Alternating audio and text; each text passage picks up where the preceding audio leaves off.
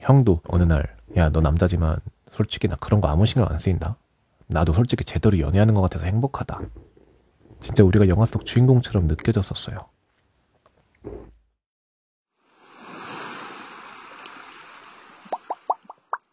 영재의 설라디오. 어느 날 같은 과 사람들이랑 술 마실 때였어요.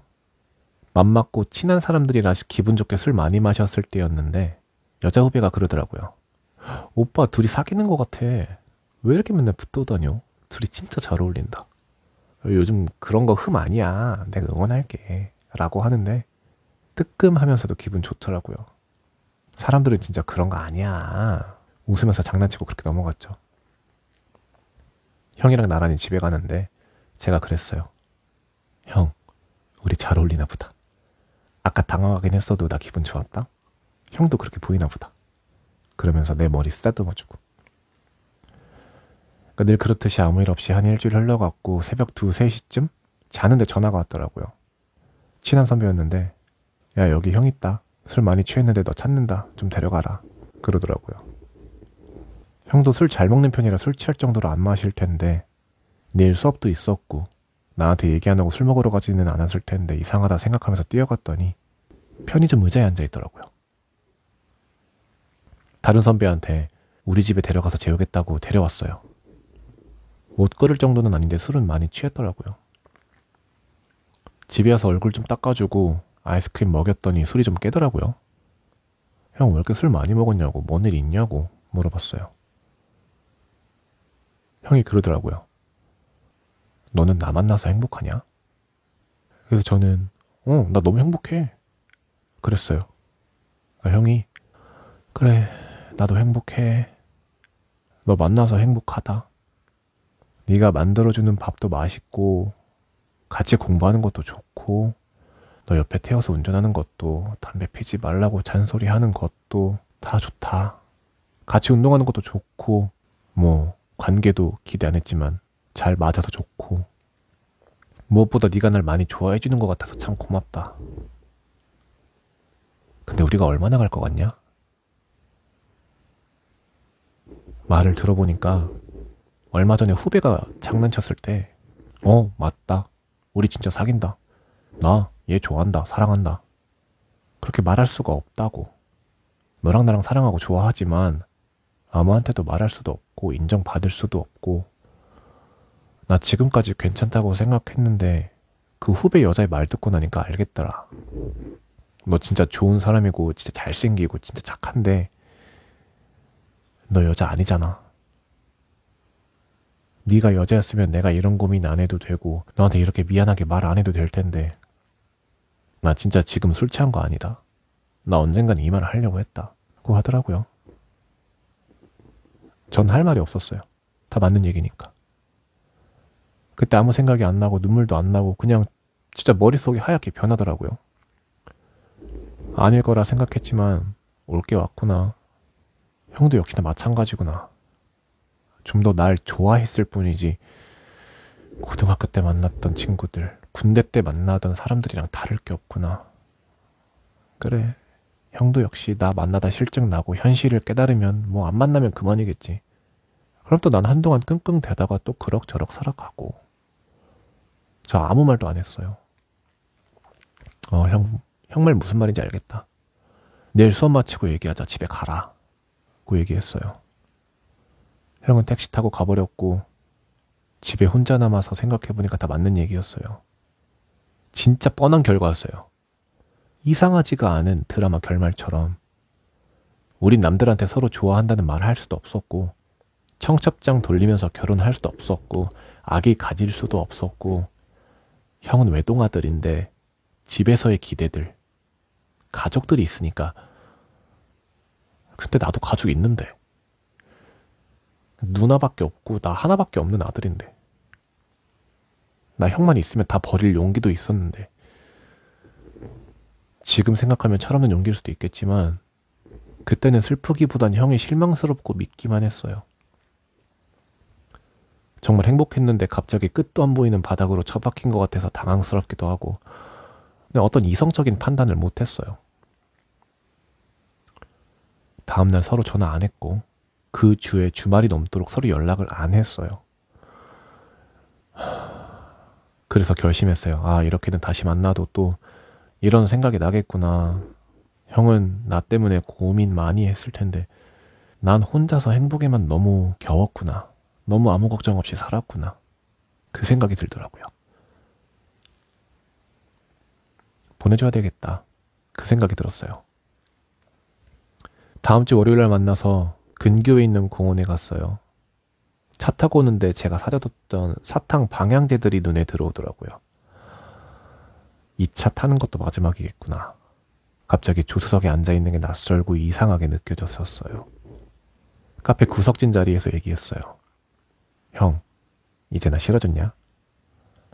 아, 아닌 거 알잖아. 라고 하더라고요. 형은 네가 진짜 좋다. 네가 남자 여자를 떠나서 넌 진짜 착하고 난 배려도 잘해주고 진짜 좋은 사람이다. 욕 한 번 안 하고 정 많고 나 그래서 가끔씩 불안할 때도 있다. 근데 이렇게 돼버려서 미안하다. 네가 처음 나 좋다고 얘기했을 때 내가 거절했으면 네가 이렇게 상처받진 않을 텐데 그때 힘들었던 것보다 지금 네가 얼마나 더 힘들지 안다. 나 미워하고 원망해도 된다. 나도 너 생각하면 미안한 마음 가지고 살고 있다고 하더라고요. 그때까지만 해도 그렇게 슬프지 않았는데 형이 담담하게 얘기하니까 진짜 우리가 끝났다는 게 느껴져서 눈물이 쏟아졌어요. 목이 메어서 말이 안 나와가지고 한참을 울다가 얘기했어요. 나 형 만나서 진짜 행복했다. 형 만난 거 진짜 내 욕심이라는 거 다 알고 형이 나 이해하려고 노력한 것도 많이 배려하고 맞춰준 것도 진짜 알 것 같다. 근데 진짜 형 덕분에 내가 얼마나 힘들 수 있는지 또 내가 얼마나 행복할 수 있는지 내가 얼마나 많은 감정을 가지고 있었는지 알게 됐다. 그래서 형은 나한테 전혀 미안해할 필요가 없다고 얘기했어요. 형 다 이해한다고. 나도 어느 정도 예감한 것 같다고. 우리가 평생 살 수는 없지만 나는 그런 용기가 있었다. 난 진짜 형만 있으면 될 것 같다. 솔직히 형이 밉기도 해. 근데 형 결정 나도 그랬을 것 같다. 다 이해하니까 나한테 미안한 감정 안 가져도 되고 형이 그러면 내가 형한테 짐 되는 것 같으니까 나는 싫어. 혹시나 내가 형이 떠올랐을 때 씁쓸하거나 슬픈 기억이 되기는 싫다. 그동안 나한테 잘해준 거 너무 고맙고 나는 평생 잊지 못할 것 같다. 형 만나면서 길다면 길고 짧다면 짧은 시간 동안 내가 세상에서 제일 행복했다고 날 그렇게 느끼게 해줘서 진짜 너무 고맙다고. 우리가 더 이상 만날 수는 없지만 살다가 생각이 나면 아련하고 기분 좋은 추억으로 남았으면 좋겠다. 내가 느끼는 이 감정들 말로는 못하겠지만 난 괜찮고 잘 살 수 있으니까 걱정 안 해도 된다고 했어요. 형은 미안하다고 할 말이 없다 그러더라고요. 저는 좋은 사람 만나서 잘 살라고 했어요. 행복하게 잘 살라고. 착한 마누라, 예쁜 애기. 내가 못해주는 거 누리면서 살라고. 난 지금 이 순간 내가 여자가 아닌 게 너무 슬프다. 감정이 북받쳐가지고 진짜 이런 얘기 저런 얘기 횡설수설했어요. 형은 묵묵히 듣고 있었고. 카페에서 한참을 둘 다 말없이 있다가 형이 집에 가자고 태워줄게 하는데 형 차를 다시 탈 수가 없겠더라고요. 그래서 먼저 가라고 하니까 집에 가기 힘들다고 여기 태워다 줄게 하는 거 저 진짜 괜찮으니까 집에 그냥 가라고 했어요. 근데 형이 억지로 저 태워줘가지고 집에 데려다 줬어요. 제가 차에서 내리려는데 그러더라고요. 우리 앞으로 잘 지내자. 예전처럼은 못 그러겠지만 사이좋은 선후배 형 동생으로 지내자고. 그래서 제가 이렇게 얘기했어요. 그게 가능할 것 같냐? 우리 같이 잔 날이 며칠인데. 우리가 그럼 이제 아무 일 없이 지내자 그러면 그렇게 지낼 수 있는 사이였냐? 형한테 내가 그 정도였냐고. 그리고 형이 저한테 그런 의미가 아닌 거 알잖아. 근데 너 다시 안 볼 용기는 없다. 네 마음 알겠는데 우리 안 보고 지낼 수는 없잖아. 그러더라고요. 저는 형 다시 볼 용기 없다. 그럴 자신도 없고 내가 잘 지내길 바란다면 나 볼 생각하지 마라. 내가 형한테 고백할 날처럼 우리 다시 마주치면 우리 모르는 사람으로 지내자고. 난 솔직히 지금 시간을 돌릴 수 있으면 나는 그 맨 처음에 그 교양 필수 강의 시간으로 다시 돌리고 싶다고. 형 보는 거 자체가 나한테 너무 힘든 거라고.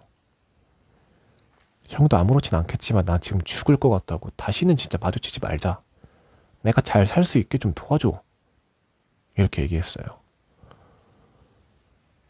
형 얼굴 보는 게 마지막일 것 같아서 한참을 형 얼굴 보다가 그러고 집으로 돌아왔어요. 집에 들어와가지고 기절한 듯이 잤어요. 푹 자고 일어나니까 현실이더라고요.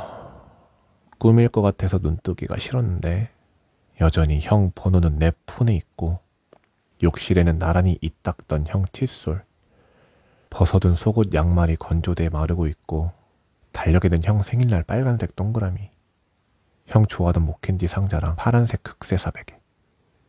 방 안에 온통 형이 떠오르는 물건들이더라고요.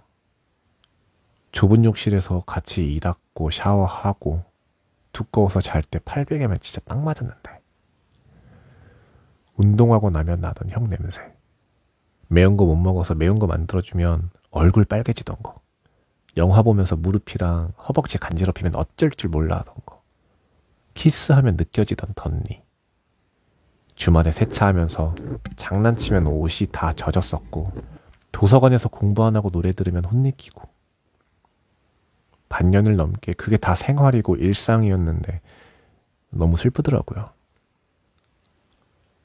며칠을 집에서 울다가 자다가 반복하다가 저 도저히 안 되겠어가지고 제가 가족이 있는 집으로 갔어요.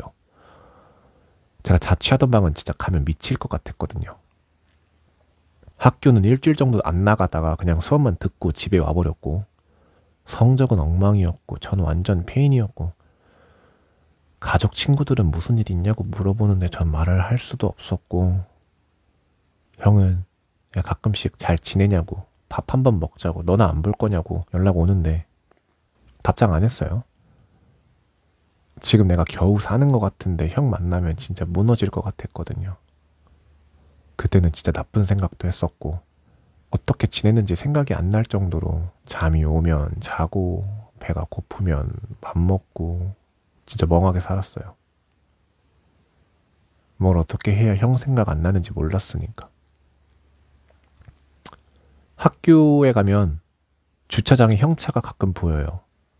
여전히 수업은 듣고 있겠죠? 근데 신기하게도 한 번을 안 마주치더라고요. 아무리 제가 수업 시간 맞춰서 가고 수업 끝나면 바로 집에 온다곤 하는데 그래도 복도에서라도 한 번 마주칠 것 같았는데 안 마주치더라고요. 우연이라도 한번 보고 싶었는데 뭐 나 없이도 잘 사는지. 난 이렇게 힘들게 죽을 것 같은데 뭐 형은 아무렇지도 않은지 궁금하기도 하고요. 학교실 안 가고 형 이야기 꺼낼까봐 소식이 들릴까봐 사람들이랑 연락도 잘 안 했어요. 한 달 반쯤 교수님 상담받으러 갔다가 멀리서 봤어요. 전 바로 숨었고 제가 이제 모자를 쓰고 있어가지고 자세히는 못 봤지만 여전히 멋있더라고요. 좀 마른 것 같기도 했고 잘 지내는 것 같아서 다행이다 싶었고 화장실 가서 한참을 울었어요. 나 진짜 병신이다. 아직도 병신 같구나. 진짜 얼마나 더 있어야 괜찮겠냐. 제가 너무 한심하고 바보 같더라고요. 새학기가 지나고 개강을 했는데 형 차가 보여요. 내가 붙여준 폰번호도 그대로고 마지막 학기 인턴하면서 가끔씩 학교 온다더라고요. 혹시나 마주칠까 걱정하면서 바보처럼 살아요. 그래서 길 가다가도 산타페가 보이면 미칠 것 같아요. 혹시나 형일까봐. 내가 이렇게 바보처럼 사는 거 볼까봐. 내가 초라해 보일까봐. 나 어떻게 생각할지 너무 겁이 나고 무섭더라고요. 난 아직도 형 때문에 힘든데 형이랑 만든 추억들, 남아있는 물건들 난 여전히 감정들이 휩쓸려 어찌할 줄을 모르겠어요. 많이 모자르고 부족한 나한테 잘해줘서 고맙기도 하고 혹시나 나한테 돌아오지 않을까 병신같이 기대도 하고 차라리 화를 내고 때릴 걸 이렇게 밀은 남지 않게 차라리 미워하면 내가 이렇게 힘들지 않을 텐데 아직도 이런저런 생각을 해요. 제 이야기는 여기까지예요. 이제 누굴 만나도 형만큼 좋아할 수도 없을 것 같아요. 그만큼 마음 줄 용기도 안 나고 자신도 없고요. 다들 좋은 사람 만나세요. 저도 그런 날이 오기를 바라봅니다.